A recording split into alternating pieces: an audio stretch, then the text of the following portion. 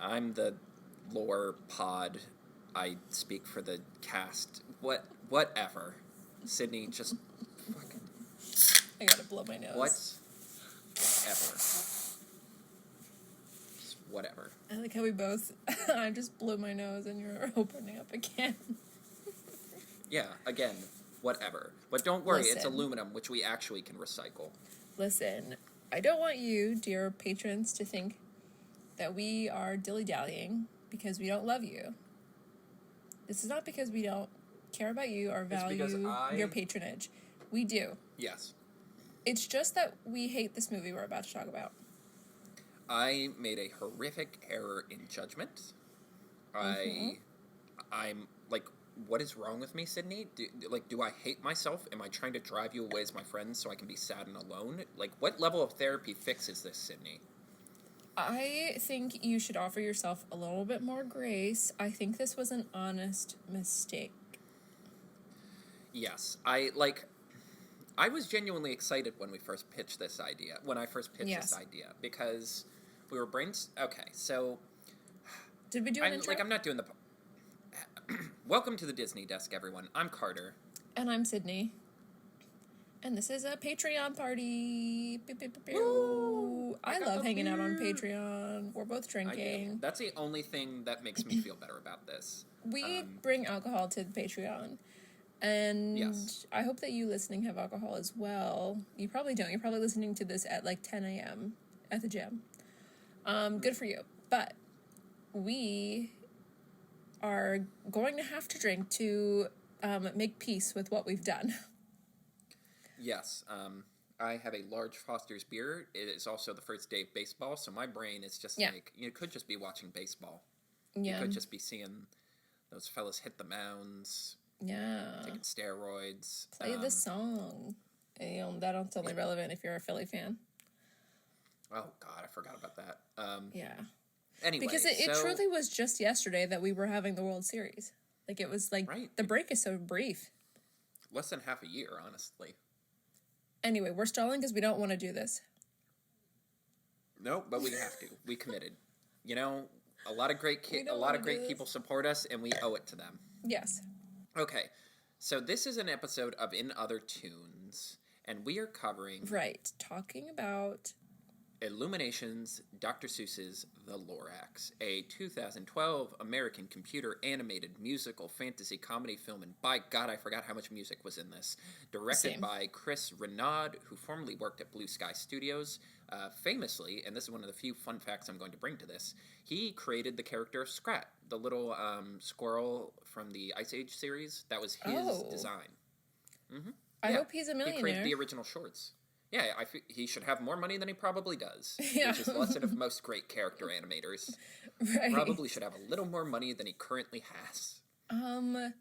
Okay, let's talk about why we're doing this. We're doing this because it's April, and we like to keep our episodes themed in one way or another. Relatively topical. So we thought, what can we do that is sort of Earth Day related? Earth Day is April 22nd. What can we do that's sort of Earth Day adjacent or about Earth something? And, like, this is what we could come up with. We tried to look for a decom. I don't think we could come up with anything. I'm sure it'll hit me in the middle of the night at 3 a.m. and I'll have to text you about it. We could have had fun. We could have had a good time and not misery like we do now. And I wouldn't have to drink to forget, but here we are. So we're doing the Lorax because it's kind of... Because it is about conservation, right? Yeah. Well, yes. And much like Earth Day, which was created by the Nixon administration as a way of, like, sort of yassifying the what? Climate It was created by the Nixon movement. administration? Yep, EPA too. Well, I think it was... Don't worry about that war. EPA definitely was. I think both of them.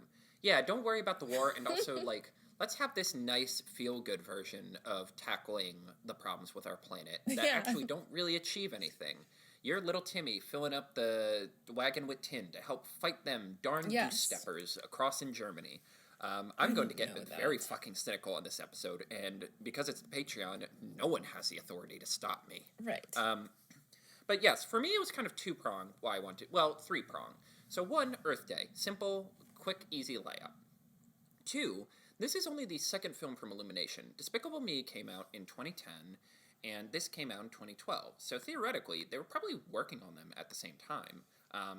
I do think there's a lot of crossover with Illumination and Blue Sky Studio.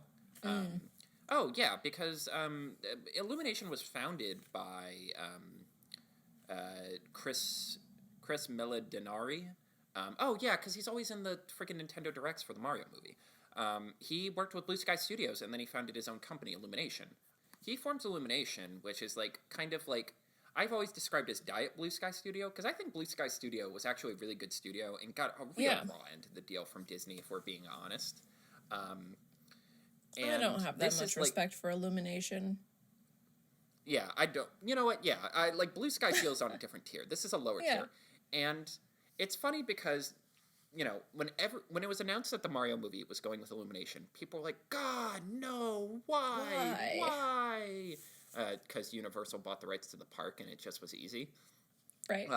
But anyway, like, and now that the trailers are coming out and it actually looks kind of fun and charming, everyone's like, "Oh, they must have breathed down their," you know. There's a lot to unpack with this, and that beer is already hitting me like a sack of potatoes. Same. I have not eaten since like 12, so we are. Oh my god, we might have to just be like, sorry, no Patreon episode this week. But anyway, so like, there's a lot to unpack with this, but like, I want to like Illumination. I really, really do, because I hate the discourse. I can't stand this discourse of like, oh, Disney or Nickel. 3 wrong companies. Nintendo must have been breathing down their shoulder and, like, looking over them. Disney. Because it reminds me of, like, My Little Darling Sony. Like, everyone was talking about, like, how did they go from the Emoji Movie to Into the Spider-Verse? And, like, the people who, like, the director of Into the Spider-Verse was candid. Like, nope, same animation team. It wasn't like an 18B team thing. All the same people worked on both films at the same time. And it's about, like, hey, when you get a good script and you get a good idea and you get people fired up about your vision, you can make wonders. And for me, that's what the Mario movie is. It's like, oh, a lot of people who really freaking love Mario are now excited to make a Mario movie. Like, you know, the people who work at Illumination are not the devil because they made the Minions. Right. Like, they are artists who have ideas and creativity, and sometimes that gets to shine and sometimes it doesn't. Third is, this was a movie... This is one of those movies. It's a classic Carter movie of, like, I can see what it could have been. I see the on-paper stuff, and the on-paper stuff excites me so much, I overlook a lot of the warts and the gross parts to be like, this could work. This could work. But that being said, I really forgot how freaking ugly this film is, both in a metaphysical sense and a literal sense, where I'm like, oh, this is such a hard sell. Why did I, you know, I imagined a better version. I imagined 2 better versions of this movie in my head. The one where I'm like, well, if I got to write this, this is what it would look like. And then the version where I'm like, yeah, it's messy, but it's still good. That also wasn't true. And then we get to the version of the movie that actually exists, which is just bad. Yeah. Okay, so, you know what, I'll just take us through the plot really, really quick, because that'll just give us our framework. So, 12-year-old Ted Wiggins, which is such a whatever name. No, don't get angry. This is the objective part. This is the plot description. I don't even want to do this. He lives... We're doing this, though. No, I mean, like, I don't even want you to tell me about the plot. Like, don't remind me. Okay, you're right. Well, okay, I will explain the premise, because the premise is what almost sold me on this. Like, I will explain to you why I was interested in talking about this movie. Right. So the idea is, it's centered around a kid who lives in Thenadville. It's a walled-off city where everything is artificial. And we open with this, like, very generic pop song. And it kind of reminds me of the Lego Movie, because Lego Movie did the exact same thing. It uses, like, generic pop to make a message and an idea. And for a minute, you trick yourself into thinking this movie is going to be the same thing. Because they do a song called, I believe it's just called Thenadville. Yeah. And it's about how great this city is. Like, in Thenadville, it's a brand new dawn. And the line that always gets me, well, there's a couple lines where it's like, in Thenadville, we don't want to know where the smog and trash and chemicals go. Because the idea is, this is like the dystopian future that's brought on by the events of the book. See, here's why I don't...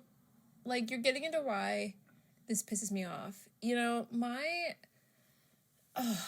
like, this film is a case of just poor ass writing. Like, my acting coach always said to me, like, show in writing, in terms of writing a script, you show the audience 2 plus 2. You never solve it for them. And this movie just does all of that, of like revealing the answers that would be so much better delivered without like giving itself away. This is the worst kind of comedy where it's like something weird is happening and all of the characters have to like indicate that something weird is happening, and not just indicate but like make a comment about something weird is happening. Well, yes, that's okay. So I agree with you because honestly, one of my biggest criticisms of this film is it's children's film, the movie, where it's like a movie has this and a movie has this beat and a movie has this beat, and we are going to pedantically hold your hand as we go through each and every beat to the point where it's just hollow and meaningless and nothing. It's nothing. Like, I think I mentioned a couple times, I feel like I just kind of, like, left my body during moments where I just started, like, I didn't even want to, but I just started thinking about the D&D campaign I'm working on, where I'm just like, oh, it'd be interesting if I had the Rat faction do this. Particularly, like, a lot of, like, the little action scenes. Like, again, it's so similar and yet night and day to the Lego movie, where it has so much of the same bones of the Lego movie, but is approached, like, the execution is so different. Because, again, the Lego movie is another movie where it's like, there's an action scene or, like, a crazy kinetic moment every, like, 20 seconds. Right. But because they're well executed and, like, really creative in how they're visualized and, like, add to the story and the humor, you're, like, locked in. You're like, oh, this is really cool. Whereas, like, it should be this dramatic moment where our main character... So, basically, like, yeah, our main character, Zac Efron, I'm not calling him by his character name. Fuck you. I don't even remember what it is. Yeah, I said it a minute ago, and I had to rethink about what it is. Yeah, he's like... So he gets outside of the city gates because he wants to date a girl, and the girl's into trees. So he's going to go find a tree. And he goes out to this dystopian hellscape that is, like, post-Onceler world. And it's all, like, gray and bad. And then he comes across a bunch of axes, and he's like, whoa, whoa, whoa. And I'm like, I feel nothing. One, it's also, like, I forgot how hard they pushed... When I was thinking about it, I forgot how hard they pushed this film for IMAX 3D. Like, that was, like, considered, the main... Should we start were, there? Like, in IMAX 3D. We kind of just dove into, like, the deep end a little bit, but, like, we need to start with a talk about, like, our memories of when this film was new. Because I have memories. Right. You know what I mean? Hit me. I remember this film being, like, everywhere. I remember seeing interviews with Taylor Swift and Zac Efron. I remember Taylor Swift promoting this on the Ellen DeGeneres show. Weirdly, I just have a memory of seeing her on TV, like, promoting this movie. That she's kind of, like, so minor. Her role in this film is terribly overstated. She's, like, hardly in it. Anyway, but, like, this film was presented exactly like the Minions. It was exactly like Despicable Me in terms of, like, scope and scale of, like, this is gonna be the next big kids thing. Like, get ready for, like, the next, like, Frozen. Get ready for, like, the cutest thing your kids have ever seen. This is the next thing that your kids are gonna be obsessed with forever. Well, yeah, because they were coming in with a blank check. Because, like, again, it's easy to shit on Despicable Me now because of what it's become and, like, what, like, Illuminations represented. But that was, like, a pretty successful kids film in terms of not only did it make a bananas amount of money, but also, like, critics really liked it. People were like, this is a charming little film. It's, like, funny, it's got heart, it's got good performances, Steve Carell's in the pocket. Like, so you come off of that, you have a blank check for your studio where it's like, our first film hit it out of the park, baby. Right. And then you come in and you're like, okay, not only are we doing another film really, really soon, but it is Dr. Seuss, baby. We got the rights to Dr. Seuss. We ballin', baby. Right. And yeah, no, I remember that too, because this film was pushed hard. Especially because I think Illumination realized, like, okay, we made a lot of money with the last film. This film should make even more because it's a brand name. This will, like, make us mint for, like, we will never have to worry about being shut down if this makes money, because that'll Right. be back-to-back home runs. Like, we can probably survive a decade off of that. Right. And Which for kind of paid out. context, by the way, this is not only an in other Toons episode, it's also a Sydney's never seen. So all of my like I'm so sorry. this Please is don't. I actually please never got talk around to to me after seeing this. this film until literally yesterday. So the shock is fresh for me. Yeah. Yeah, I will say. So, like, I didn't see this when it originally came out. I was hyped for it. I was, because, like, I really like Dr. Seuss. There's a lot I love about Dr. Seuss. Like, Same. you know, it's whimsical nonsense, which is, like, me to a T. And I was excited for this because, like, again, Despicable Me had, like, you know, Despicable Me, the bloom hadn't fallen off the rose yet. People were excited about this, you know. People liked the idea of Illumination. So I'm like, oh, if anyone's going to get it. Because I didn't see Horton Hears a Who because I saw the trailers and I'm like, well, this looks like garbage. It's Like, good. this looks like... It is... No, God, are we going to have to do... Don't make me do Oh that. wait, No, you we're don't not like doing- Horton Hears a Who? I don't. Have we But talked could do about it. this? Maybe I need No, to we see it haven't. again. But this is the episode to talk about it. Okay, I'm willing to admit that I haven't seen it in a while, but that I used to really love a Horton Hears a Who film. Yeah. I actually think it's great. And it feels like the entire creative team that worked on that jumped ship to Illumination. It feels like it was like a one-for-one transfer in terms of like the people who founded Illumination were the key creatives on that. And like again, there's so much to unpack with this. It's so funny. There's so much interesting stuff we could talk about this, but we're so fucking fed up with the actual movie that we don't have the energy or the I don't spirit. want to get into but, it. Like, yeah, but like okay, so all of this started basically because like well, okay, do you remember anything about the Grinch movie that came out in like 2005? That was one that I chose to block out of my consciousness because it looked fucking wanna- ugly, and I didn't want to watch something it. bananas? What? Me, like my family, like that was a big movie for us. We watched that movie. Are you kidding me? A lot. Why? With Like- who's in that? John Mulaney?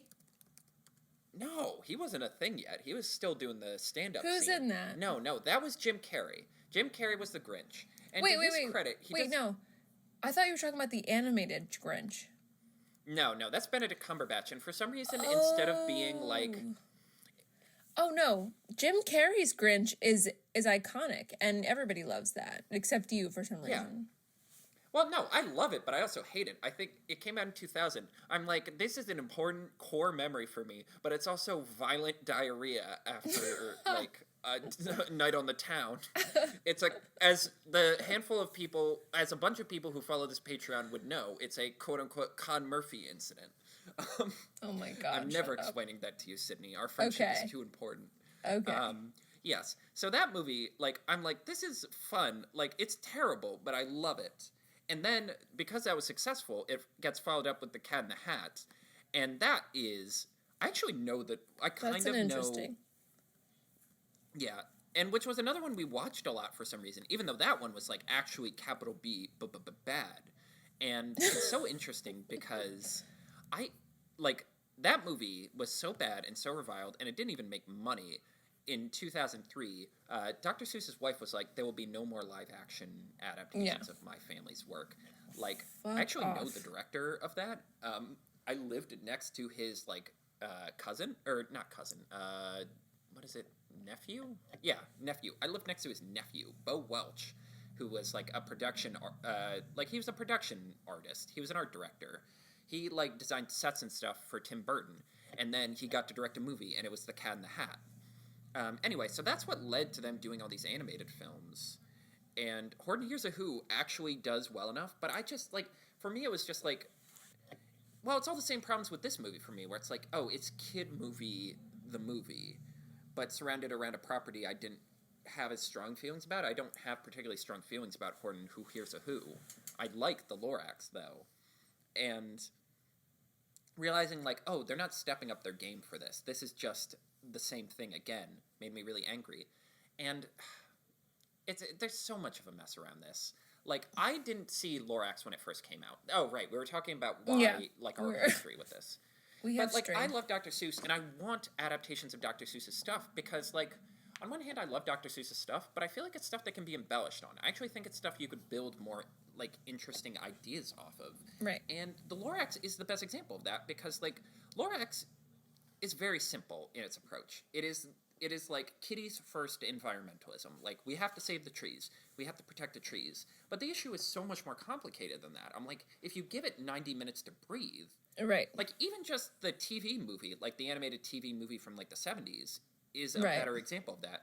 Because it at least it fleshes out the one slur really, really well in terms Right. of, like, you know, like, it makes him a more nuanced character where he's having actual guilt about what he's doing, but then something happens that, like, blinds him to it, where he's like, oh, yeah, no, this is exactly what I should be doing. I'm succeeding. Right. I'm succeeding in the system. And I'm like, okay, taking a 2012's approach is really, really interesting. Like, we can actually have more nuanced discussion about, like, why we're at the brink as we are with environmentalism, why things have gotten so dire. But instead, they take the coward's way out with every single option, which brings us back to the actual movie. So, like, okay, good. For me, the film, the film starts out, I'm like, oh my god, are they doing something interesting with this? Because I love the idea that Thneedville, and the line that gets me from the opening song is, in Thneedville, we love living this way, it's perfect, and that's how we'll stay. And it has that kind of, like, threatening Lego movie energy of, like, everything's awesome if you're a part of the team, where it's like, oh, yeah, these people know they fucking destroyed the planet. They're fully aware of the mess they've created. And they don't care because they have a means of, like, living their day-to-day life without problem. Like, so much of what's wrong with environmentalism is complacency, where it's like, well, right. I live in a place that's not near the water. I live in a place where natural disasters don't happen. As long as I stay here, I'm not going to have to think about this and think about, like, suffering. But are people as hive-minded as they are in this film? That's, like, this is a big reason... It's a big problem that I have with this movie in particular, is that, like, I do not like how easily these people's minds can be changed from one idea to the next and back. Well, that's why the ending fucking sucks. Yeah, the ending is like, none of this is deserved. Can we just start talking shit about this movie, please? Yes. Well, it's funny because you mentioned the Taylor Swift thing, and between Taylor Swift and Zac Efron, if you told me one of them was an actor and one of them was a singer who wanted to get into acting, I would have said Taylor Swift was the actor, which might be one of the meanest things I've ever said about Zac Efron, an actor who I think is very talented. See, like, he's just giving nothing. I disagree in that I think that they both gave really awful performances. I mean, Zac Efron's just feels like nothing. Taylor Swift's is at least, like, graded on the curve of, like, she is a young singer who's never acted before. I'm like, she's giving an above-average children's animated film performance. That sort of, like, cartoon energy of, like, oh, no, what are we gonna do? Yeah. Every single one of these performances, the only performance here that I actually thought was good was Jenny Slate, who can do no wrong in my eyes, but... Jenny Slate is... Who does she portray? She's the mom. She's Zac Efron's mom. Oh, when I briefly tried to make notes for this movie, I'm like, why is the mother such a Jewish stereotype when everyone else acts like just a regular Jewish person? Which is to say, a regular, normal human being. Right. But, I lost my train of thought. All of these performances have the effect of, like, none of these were recorded in the same room as my other actors. Mm. Like, all of these feel recorded separately and stitched together. Oh, yeah. Like, you should never... Which is, like, that is a norm, for those of you that don't know, in voice acting, that you are doing it completely by yourself. You are not working opposite any other actors, except you should not be able to tell. Right. It does surprise me that... And this is, like, a side tangent, and, like, this is just an opportunity for us to talk, because I like talking with you. You're my best friend. Right, you're my best friend. Well, because I was talking about the God of War Foley thing, Take a Shot, and also, like, a lot of, like, stuff about The Last of Us has come out recently, in terms of, like, oh, let's go back to the game. It's coming out on PC, and the movie just came out, or the show just came out. And, like, there's so much talk about, like, oh, you know what's great about doing everything motion capture with the actual actors? You can have a performance. Like, it's like, in games where it's very clear they didn't do motion capture, it has that problem where no one's recording at the same time, so it's like, talk, and then the other character goes, talk. But, like, when you have, like, Bill and Joel in the same room doing the motion capture, they can be talking over each other where they're arguing, and it's like, well, no, fuck you! No, no. Like, you can have an actual human conversation. Performance, and that's what I mean. This movie is the kids' movie, where it is that, like, very pedantic, like, one person talk, then one person talk, and we kind of just give our own performances, and it doesn't feel like we have chemistry with each other. But the script says we have chemistry with each other, so that's okay. Yeah. And also, again, it's just like, you said your film has an environmental message, but it's centered around a kid wanting to get some. Like, after the opening song, which is the part that I like, this kid, the main character, deliberately crashes a toy plane into his friend's neighborhood, or this girl he likes' house, and he's like, hey, can I come grab this? And he sees she's painted all of these trees, and she's like, yeah, I heard truffle trees are the most amazing thing in the world. And he's like, well, what if I could get you one? And I'm like, would you marry me? And she was like, yep. Yeah. And I'm like, oh, so we should protect the planet because it'll get you laid. Yeah. Or whatever the high school equivalent of Listen, that is. How old is he supposed to be? I don't know. I think he even indicates that she's like a grade older than him, or two. Like, Which I think that's why I like her performance better, because I'm like, you sound like the age you're supposed to be. Zac Efron sounds like a grown man who got enchanted by a wizard to permanently be in middle school. Right. Can we talk about, like, how it's less than half-baked, it's a quarter-baked, like, the motivations behind any of what happens in this movie is... The first thing that I want to say is that, like, this is a movie with two different plots that just have been peanut butter and jelly sandwiched together. Right. And why, exactly? Like... Well, one of these plots absolutely does not need to be here, especially since it's totally uninspired and unearned and is never really rooted in anything that matters. Like, why does his motivation for doing all of this, to me, makes no sense. And I know that lately you've been like, oh, that's logic, that's not movie. And I'm like, no, this is stupid. This is a stupid reason to get a fucking tree. Well, you're right. There's a middle ground between that, and it's like, well, because you said like all these characters give nothing performance, and the problem is like we have to go through all of these beats in such a pedantic way. There's never a breathing room scene where we get to flesh out any characters. True. And like if you're adapting the Lorax, you're logically like, well, what's up with the kid? Why is he asking about trees? The problem is they chose the most basic, rudimentary form, and that's like, well, you have to introduce the town, and you have to introduce a girl, because it dictates there's a relationship, and we gotta introduce his family, and we gotta introduce the bad guy, because there has to be a bad guy, and let me go off about the bad guy in a minute. So then we don't get to do anything with the Onceler. Because for me, well, one, I do not like Ed Helms' performance as the Onceler. He's just too hammy. Like, I hope that man does not follow the rules of kosher, because he eats so much fucking ham in the cinema picture that he will be well, they don't excommunicate you in different faiths, so never mind. But he will be in a lot of trouble. Yeah, it like he's just hammy. You texted me, oh god, he's playing an electric guitar just in the middle of the woods. He just started a guitar solo in the forest. That moment is when I left my body. When I was like, you know what? I think I'm done here.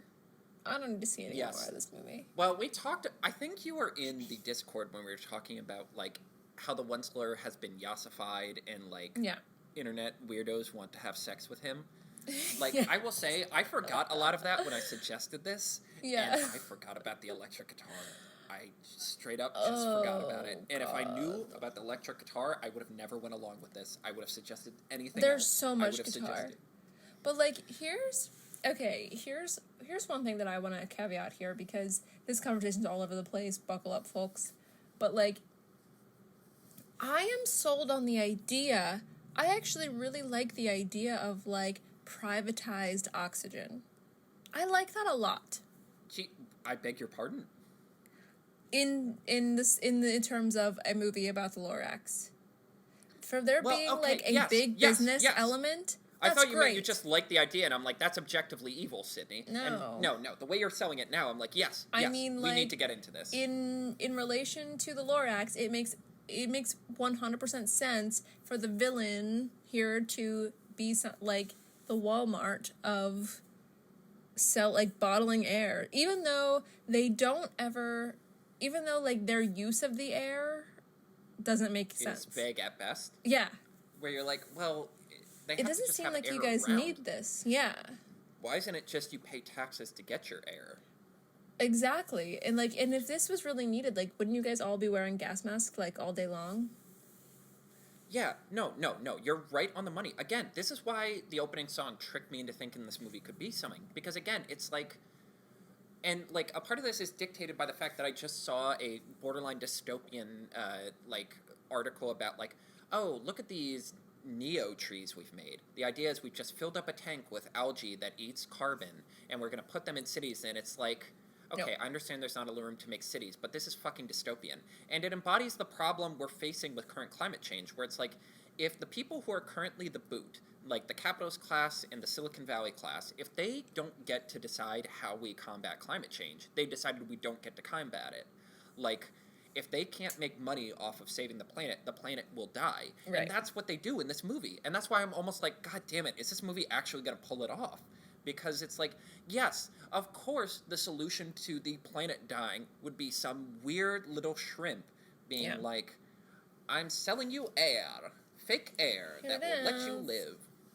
Here's some trees. Can we briefly talk about why this is just like a cheapo, like, great value Edna mode? Why'd they do that? I don't know what this design is. That's fucking stupid. I don't know. I don't get it. I watched this with my mom, and even she was like, isn't this the lady from Incredibles? I was like, yeah. Well, it's also like, you know what it reminded me? It reminded me of Lord Farquaad, where it's like, I was going to say why Lord would you Farquaad, choose... too.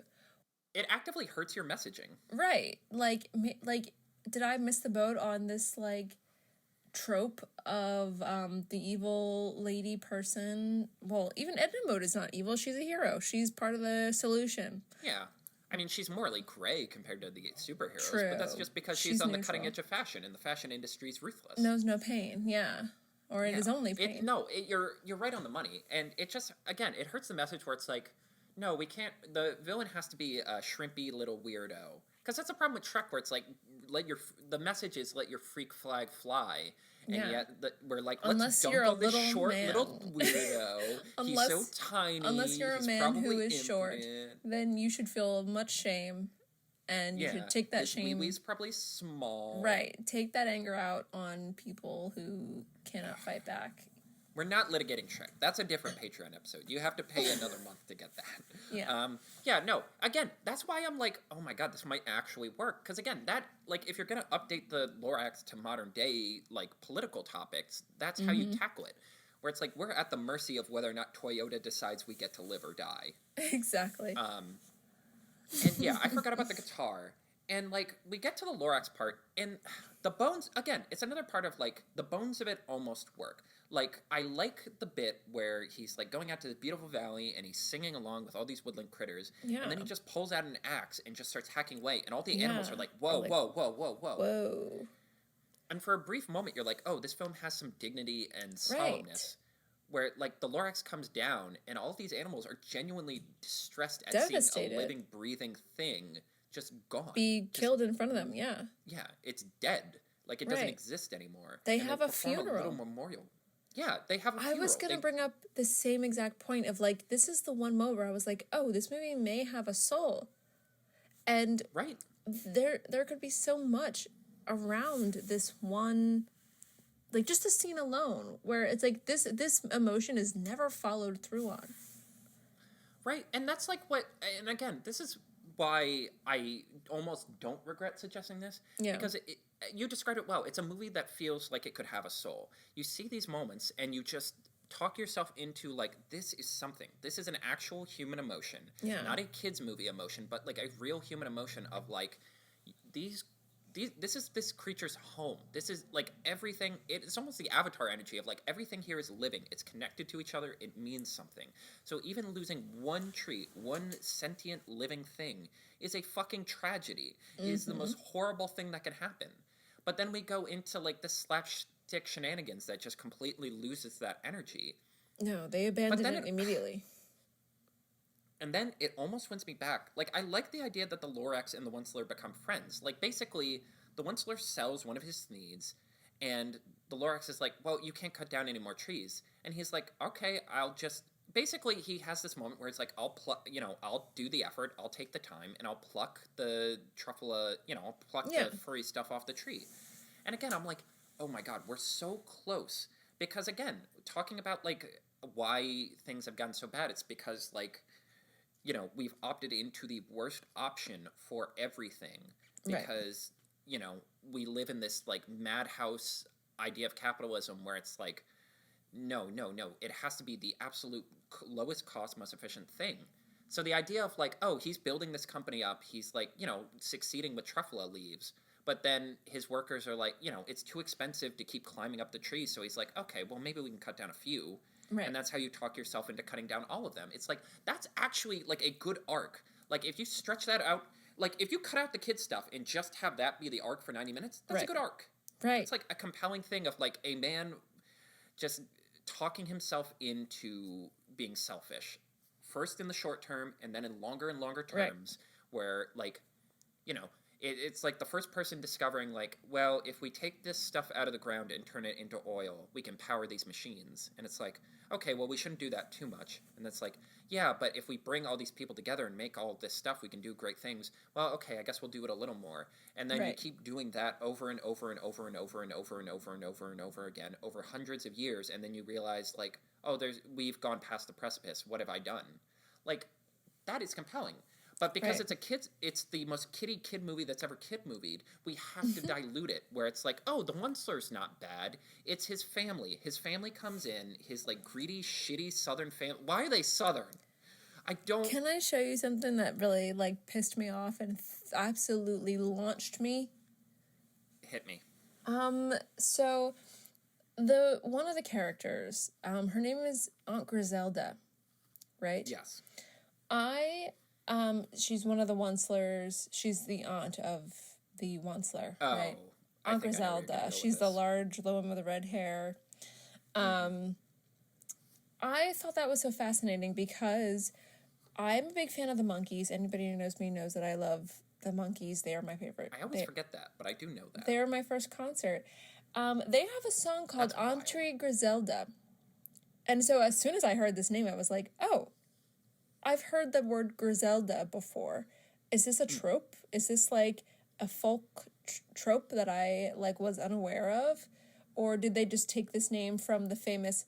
Because the song, the Monkees, like their song Auntie Griselda is about a disgruntled woman who doesn't like you because you're dating her niece and she doesn't approve of you. And she is bitter and nasty and unpleasant in every way. And it's like... It's one of their most quirky songs that they've ever written. So, but I thought like maybe, so anyway, I Googled this because I was like, is there some kind of lore behind this like Aunt Griselda character? Is this something that I just had never heard of before? Or were they just inspired by this Monkees song? Maybe they were. Mm-hmm. So then I found on Google, Aunt Griselda, like, because the only thing that came up was the Lorax, which means that, yes, someone was a fan of the Monkees here and thought, I know what I'm going to name this lady, Auntie Griselda. So Google tells me Aunt Griselda and the rest of the Oncelers family somewhat reflect the 7 deadly sins. And again... and this is where I vomited, like, I projectile vomited everywhere because I was like... Again, it's like... Shut up. I was like, shut the fuck up. And it's like, again, I feel like a mantra of our podcast is that, like, kiddie stuff, children's media, like don't dismiss it, it's just kiddie. Artists work on this, they have ideas. Right. But when these ideas are so terribly executed, you can't help but be, like, fucking furious. For God's sakes. I was you are lying to me. I thought you were going to bring up the really casually transphobic joke where it's like, Lorax is gonna punch her, and it's like, you wouldn't hit a woman, would you? And he goes, that's a woman?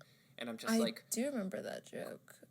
Is it supposed to be transphobic? I thought it was fatphobic. I mean, it's vaguely transphobic, because it's like, oh, she looks like a man.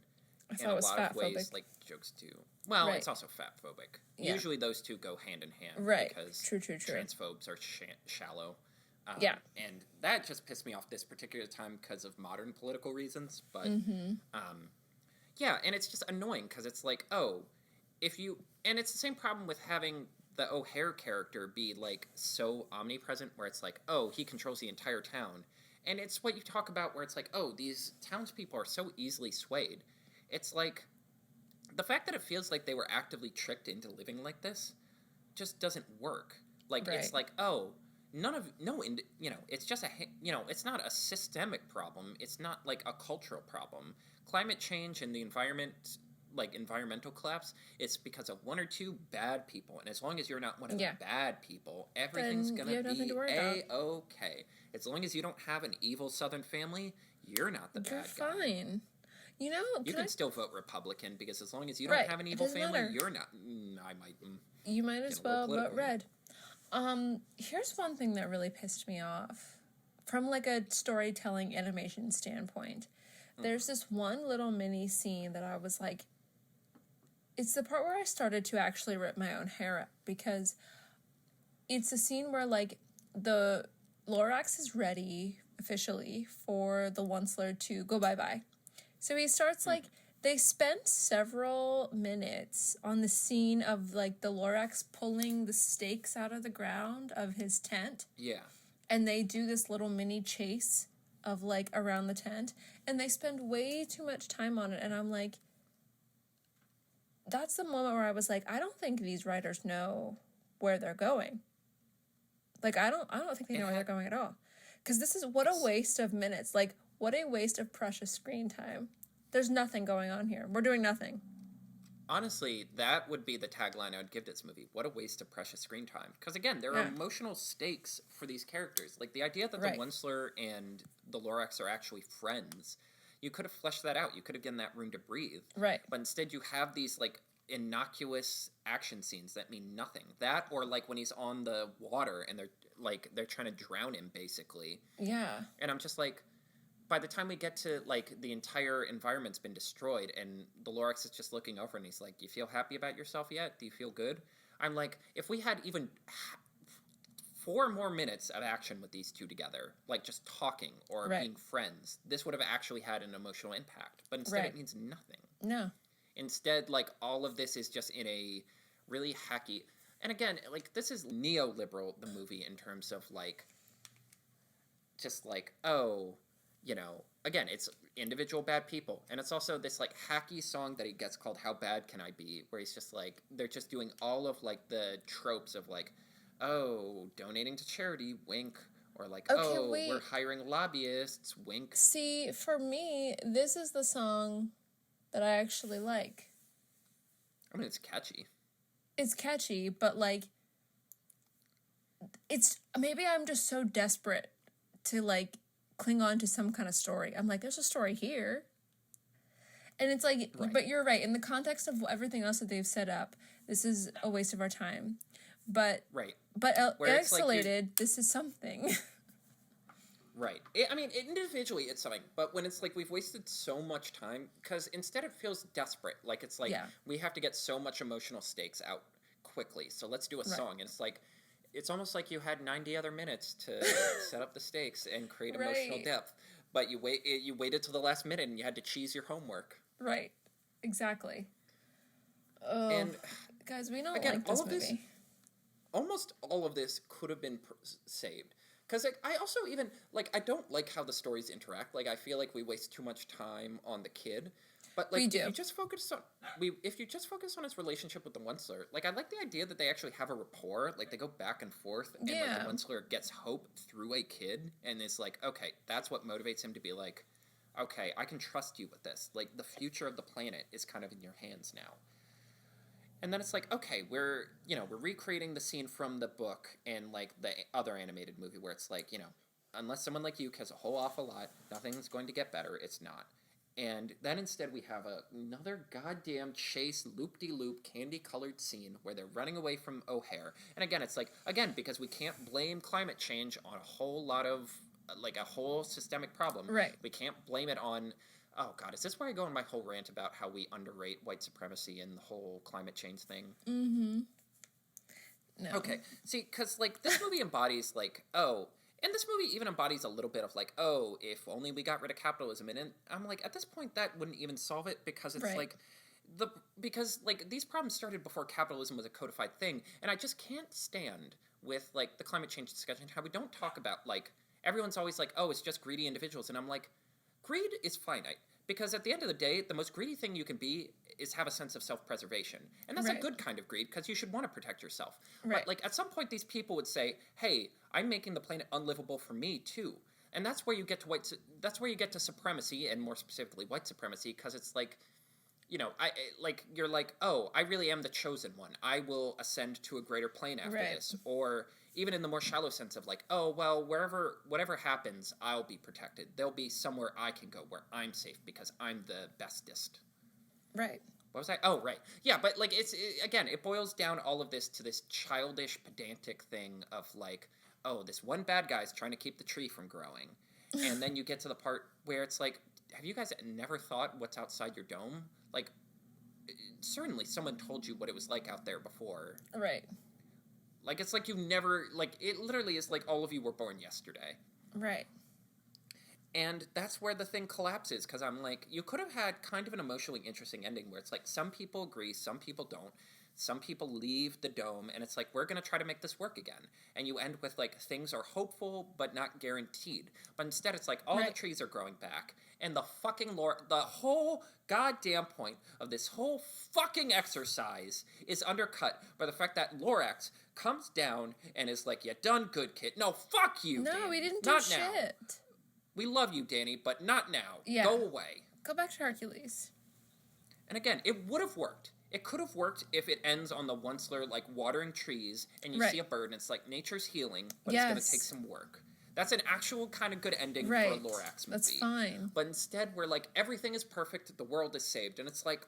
No, the Onceler deserves zero credit.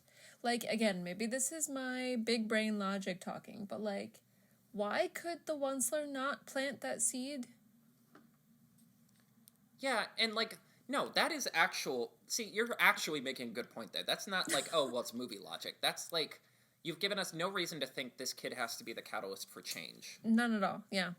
Because apparently the town was so easily fucking swayed, you could have just shown up. This isn't like a CinemaSins point. This is like the core... Like, if you decide the Lorax needs a happy ending, you've made a bad version of that. Right.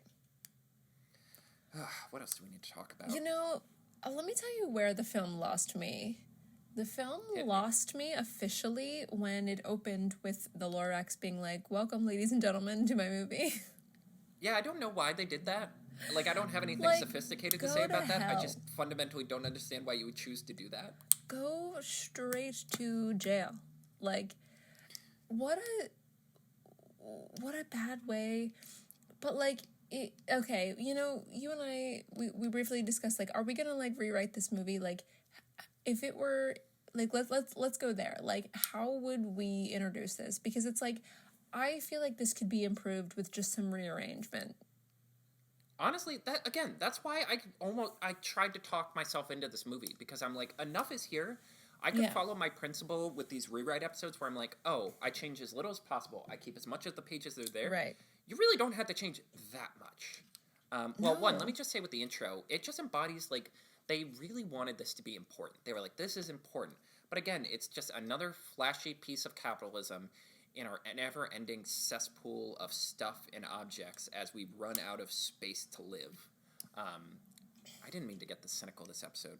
But yeah, like, I don't think you have to change that much. Because I think you literally just start on the sun rising on Thneedville and just start in this, like, sugar-coated, candy-colored thing. And, like... Correct. There's always a scene... On the surface, I'm not mad at the introduction to Thneedsville. Like, I think that can stay intact exactly as it is. Yeah, I think you cut out the romance plot. It's just, it's nothing. It's not there. And... I like the idea of the grandma character being someone who lived in the before times. Yes. Maybe have a scene with Ted in school. There's always a scene that I really like that was in the novelization of Force Awakens. Oh, geez, we're actually talking about Star Wars. Oh, man.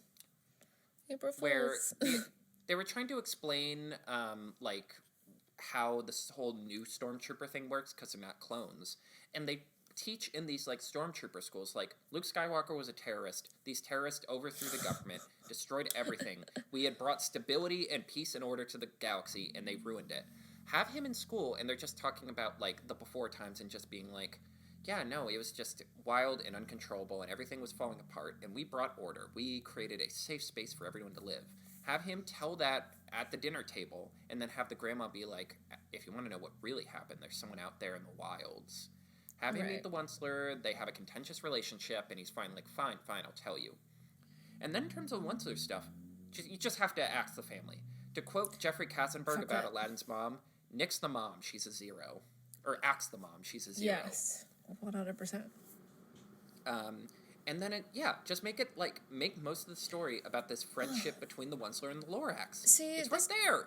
This conversation is, like, pissing me off all over again, because I'm like, dude, we are telling so many stories at once, like, why even make us feel anything sympathetic towards this Onceler?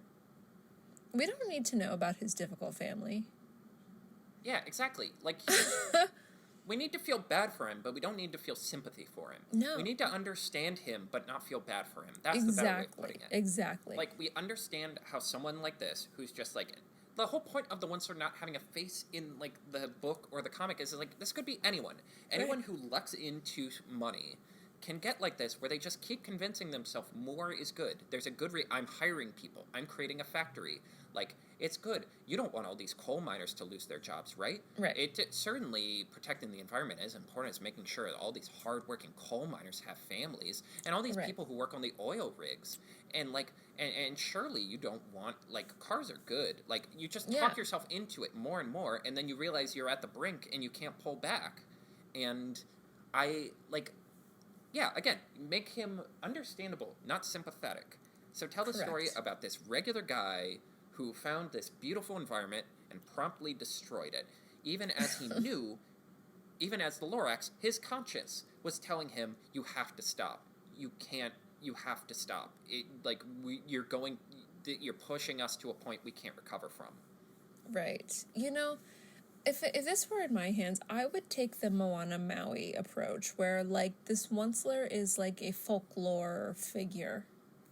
Yeah. Of, like, somebody else, like the grandma telling the story about the Onceler. Where she, like, introduces, and then we can cut to the scene of him actually coming into this forest, cutting down these trees, having this interaction with the Lorax, blah, blah, blah, and all that ensued after that. That would be an appropriate way. Then we could have this character, Zac Efron's character, go on a quest to, like, convince the Onceler to continue planting seeds, or to ask more questions, or what have you. Like, then his pursuit of the Onceler would feel a little more inspired. Right. Yeah, because it's like... Yeah, no, I like that idea, because it's like... there's no reason for the Onceler to be in this version of the script. Right. Like, it works in the children's book, because it's like, this kid is curious and he asks questions. But if you want to make the kid a real protagonist with, like, agency, you have to be like, the Onceler has something. Maybe even have it be like, oh yeah, the Onceler is the one person who still has trees. And then, he gets out of the city and discovers there's no trees, and he's like, why don't you grow trees again? And the Onceler just doesn't believe. He's lost faith. He's lost faith that anything can change. And then by interacting with this kid, he realizes the whole point of, the Lorax leaving that unless thing is like, unless you can find someone who cares, this will never get better. And he's like, yeah, I'm not the one who needs to plant trees. It's you. I've realized now, like, I just needed to believe again. But it's like, oh my god, I wish that unless thing was introduced earlier, because it's like, that could be a really compelling argument of like, oh, nobody from my town cares. Right. And that's the biggest thing you have to change. The whole town can't be swayed that easily. Right. Like, again, the whole, like, what I like about the opening song is it's like, yeah, they know they fucking destroyed the planet, but they don't care because they've created a scenario where it doesn't affect them. Right. They've created a bubble where they can hide as other people die. Right. And, like... But it's like, that would be really compelling if, like, then you could introduce Taylor Swift's character, because, like, that alone... If you wanted to include her. If you wanted to... This scenario could be like Zac Efron's character. We obviously don't care enough to learn the character names. is like talking to the Onceler, and he could introduce up front, like, the only way this gets better is unless somebody cares. And then he could be remembering all the people in his town not caring, Who actually do care. Except for Taylor Swift's character, who happens to be his crush. Like, you know what's wild? The Onceler never meets this girl who's the embodiment of what he needs to see. This hopeful, dreamlike person who like, again, it's like dreaming of a better world. Like, there can be a better world if you dream of it. And, like, you need to... Because I never even really get that much of an impression that Zac Efron is moved to actually, like, plant trees. It's still... He just wants the high school romance. This is about that sweet, sweet girl, okay? Thank you for using appropriate language, because, like, we've had a few drinks. Did you feel where I was going with that?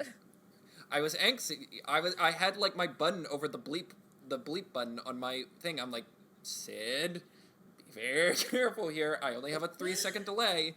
But yeah, exactly. You're right, because it's like, or set up that Onceler knows the town exists. It doesn't seem like he knows anything exists. Yeah. So, yeah, be like, he was a part of the town and just gave up because it was just so cynical and jaded. He's like, I destroyed the world and everyone's acting like we're living in a candy-coated utopia. I just can't. I'm just gonna sit in my failure and be sad. Right. And then he gets introduced, Zac Efron introduces her to Taylor Swift, and it's like, people still want a better world. And he's like, oh my god, you're Taylor Swift. I fucking loved I like your sort of more folksy stuff that you're doing. Right. Last of the American Dynasties, underrated banger. I couldn't get tickets to, but we tailgated anyway. Fun times. Yeah. To the Red Tour. Kind of heard it. Yeah. Oh my god. See, Taylor Swift would have fixed this whole thing. Oh my god, are you Taylor Swift? Oh my god, it's Taylor Swift. I'm like such a huge fan. Do you want the seed? You could just have it. You can have it. I totally get it. You can just have this. Yeah, here, I have like 12 seeds just to have all of them. Yeah. It's my favorite Instagram post. It's a Last of Us one where it's like me and the dystopia, and it's someone walking around. It's like, are you Pedro Pascal? And then it's just like, I don't want anyone biting me unless it's you. I have 2 reasons why you shouldn't abandon me here to die. Oh my god. Yeah, no, like, again, that's what frustrates me. Like, art that you can, like, art that is, like, one step away from figuring it out frustrates me the most. And, like, and I'm like, deep down, I feel like a lot of the people who worked on this kind of knew that, too, but because they were beholden to so many different, like, you know, again, you're nominally supposed to be a kid's film with lots of sponsorship deals for Universal Studios, with theme parks and all this stuff.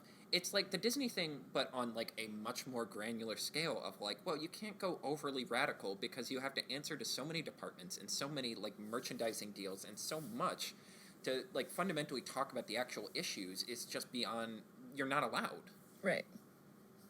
And that's the frustrating thing of loving talking about animation because, again, it is a expressive, emotional art form where you can do so much with so little, but you have to answer to a lot of very rich people who see this as a thing to make them more stuff. Right. Do you have any other thoughts you wanted to get in before we cut down this last tree? This movie's bad, and honestly, you don't have to see it. Just take our word for it. Yeah. I'm just glad I didn't go off my whole rant about the Grinch. And, hey, guys, I know you nominally started working on a Cat in the Hat movie. Just don't. Yeah.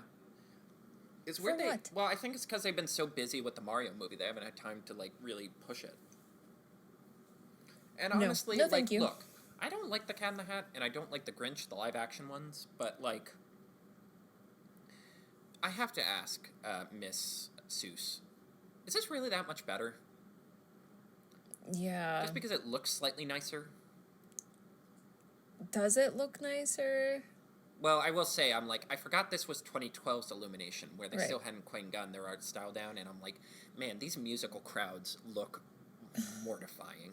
Can we talk about, like, their, like, desperate effort to, like, recreate the miracle that was the Minions with these, like, fish? Yeah. Well, yeah, that's the problem. When your first film has this one specific thing that is the most financially Yeah. successful merchandising avenue in the history of mankind. They God knows you're going to try it again. They accidentally invented a Mickey Mouse and then tried to reproduce it. Over and over again. Over and over And yeah, again. that's the part that, honestly, there's so much other big stuff that bothers me. I forget that and start fizzling again. Yeah. I start bubbling. Yeah, no, the art style's so bad. It just, Yeah. like, man, they just were not ready to do something on this scale yet. And No. like, that's a problem with, like, CGI animation in general. Like, we're only getting to the point where you can do stuff like this in CGI and have it look good, Edible, yeah, for lack that's of a fine. better word. Right. Digestible. Oh my goodness. Welcome to April. Welcome to April, motherfuckers. God, I swore too much this episode. I apologize. No, it was deserved. And until someone like you cares a whole awful lot, I'm Carter. And I'm Sydney. Have a magical day. And thanks for listening.